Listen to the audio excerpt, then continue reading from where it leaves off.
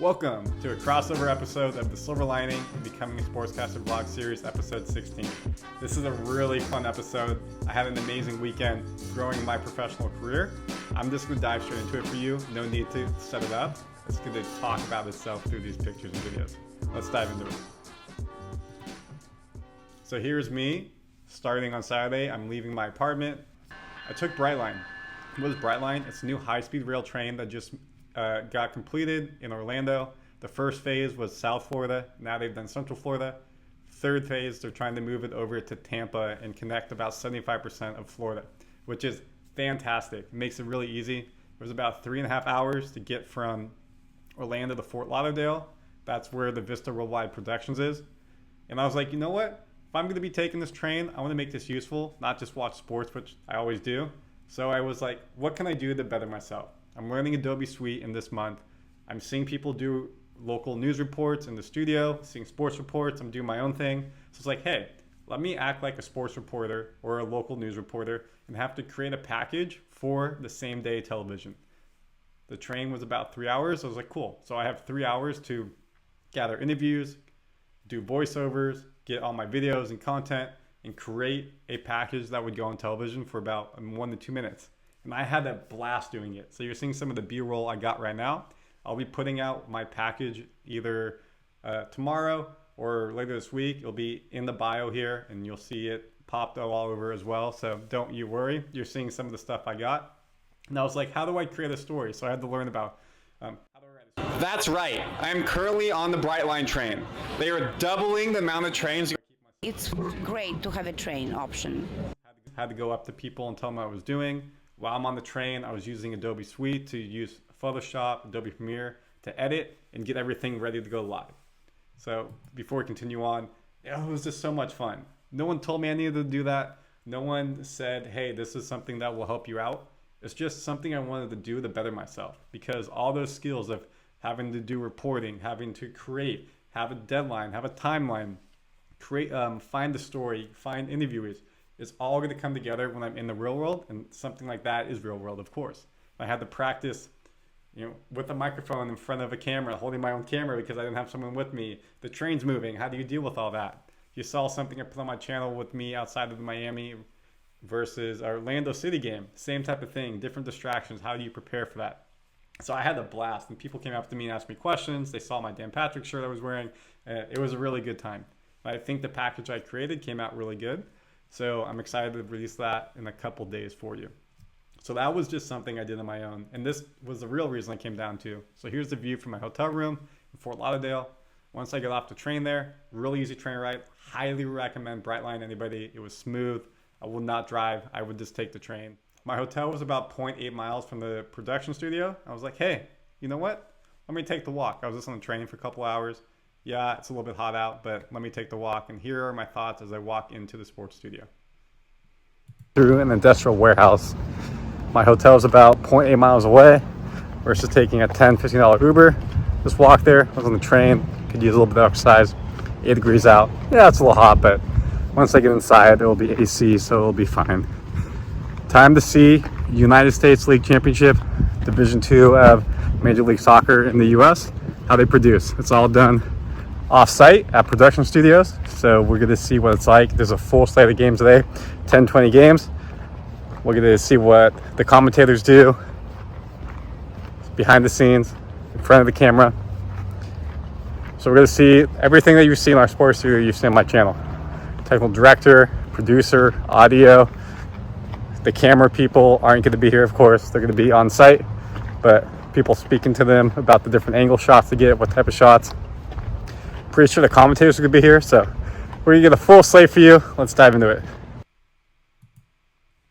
So the place, again, is called Vista World Link. They are a leader in remote production for sporting events.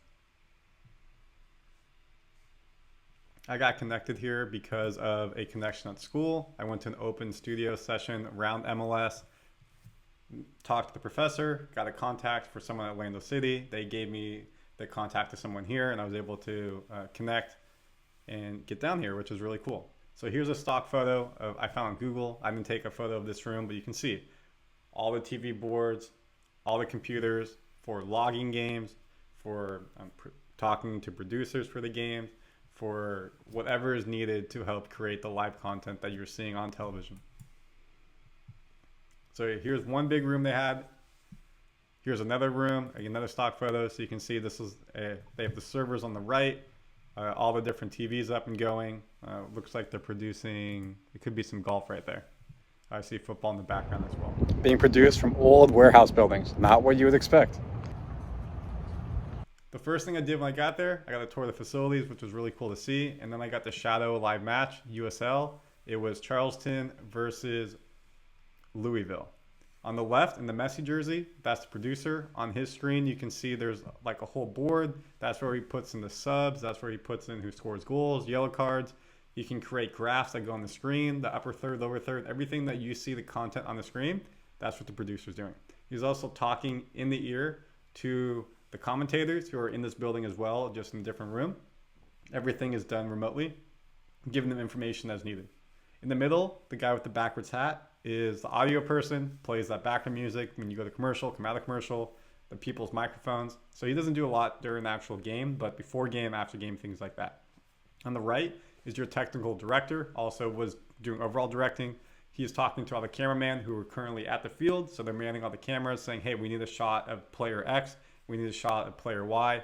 Can you get fans? Can you get this? Can you do that? He was also talking to the control room, which is a different room, who is also helping with the feed of the stream and making sure everything's squared away. I was sitting in the back just watching, was not asking a lot of questions during the game while they're doing their job. I got the gist of it.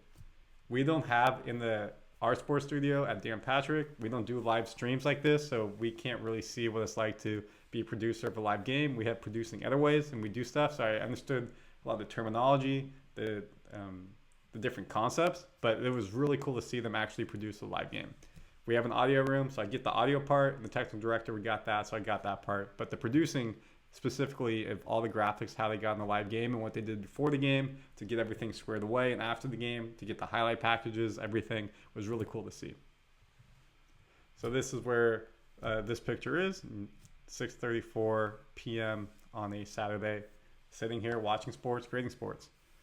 Same room, different picture. So this person in the back right here is the replay person. So whenever a replay needs to get on the screen, he has different channels to get it lined up. He can connect with the different camera people and make sure they're getting the right shot, get the right replays. He's also creating the roll. So that way, when you go to halftime and you're rolling different highlights, he has it ready to go. He creates the highlights for the game. He's logging different parts of the game as well that other games may need. If they need to break in and say, hey, this person scored here, it affects the score in this game. Let me re-say that. He's also able to log the games because say another game's happening, there's playoff implications, a goal happens in the game we're watching and they want to show it on the other feed. He has that log, puts it in the system so someone else can go grab it. So all four of these people are talking the whole time, just as we do in our sports studio and connecting. Now this is where I got to have a little bit of fun. This was an MLS game, LA Galaxy versus Minnesota United. This was not supposed to be done by us. However, things happened and they needed someone to step in, so we were able to step in. The man on the right, his name is Ricky. It was literally like his first or second day on the job. He recently just graduated from Gainesville, so Florida, University of Florida. And he was working here to be behind the camera full time. And he was getting reps. This is a one camera, so if you go back really quickly, you can see here that there's a lot more happening here. There's a lot of different camera angles and you need more people. This is just, we literally had one camera above the sideline and someone's running the content, so you can see on the right there, the same type of thing, scores, players getting subbed in, other graphics for the screen. You have the basic audio, which is just talking to the commentator. Then right here on the left is replay. So a couple people were doing it for the first half, and then for the second half, they let us come in and do it. I got to do the replay. So if you were watching the MLS United game versus LA Galaxy and you saw any of the replays, I'm going to show you a little bit in a second. That was me doing it in the second half. Right here, this knob on the right is how you rotate back to get replay, and then it will just stop wherever you stop the knob. You hit play button when they tell you to, and it'll go. You have different channels, A, B, and C up there, so you can get them all going. And this is your rewinder to slow it down or speed it up when you're going. All of that's on the computer, so you see the different channels. Langwane and Debasi. Minnesota on the move, ahead for Dotson. Yoshida touch it away, but it's back for Pookie! It's a brace for... Pretty sick goal by Pookie, I might add. He had a hat trick of goals in this game, destroyed LA. For Teemu Pukki, and a 2-goal advantage in a crucial match for Minnesota United. So this is me. While he's celebrating his goal, I queued up the replay ready to go, had in channel A. They tell me take A. Teemu Pukki, just a poacher, comes to collect. And you can see that it's going like 75% speed. That's me making it go slower, so that way you can see the goal a bit better. Especially with only one angle, want to make sure they can see it. If we had multiple angles, it would be cool to get like behind the goal, but we didn't have that ability. Collect a loose ball and slots it into the corner. Slangwane back for Reynoso. It's still loose. Slangwane, it's Pukki, and it's a... That's his hat trick. Hat trick! 3 goals for Teemu Pukki, and Minnesota United are flying high. So again, here I am. I have the replay queued up, ready to roll. What a night for Teemu Pukki. Slow it down a bit right here because a lot of feet, maybe can't see the ball. Slangwane and Reynoso doing well just to keep it alive. And how about the vision? Goal. So that was what I did for this whole second half. Not the hardest, especially with one camera, but got my feet wet, and I really enjoyed it. It was fun. They say when you go to that production studio, replay, or associate producers where you start, which means you're doing stuff like this, you can work probably 2 or 3 games a day, and sometimes maybe you even have to work a 4th game. As a soccer fan, I love this. Everyone there was wearing Messi jerseys because Miami, so fair enough. They had other sports on channels, so we were able to watch a boxing match while we were doing this and just talk sports, produce sports, just like we do in Dan Patrick Studio. It was really cool to just be there in sports. I really want to break into soccer. Like, I would love to work this World Cup coming to America, and going there would be an opportunity for me to break in, get my feet wet. They also do CONCACAF, which I watch religiously because USA's in it. So there's a lot of opportunities there for me to potentially get my feet wet commentating in lower level games and work my way up.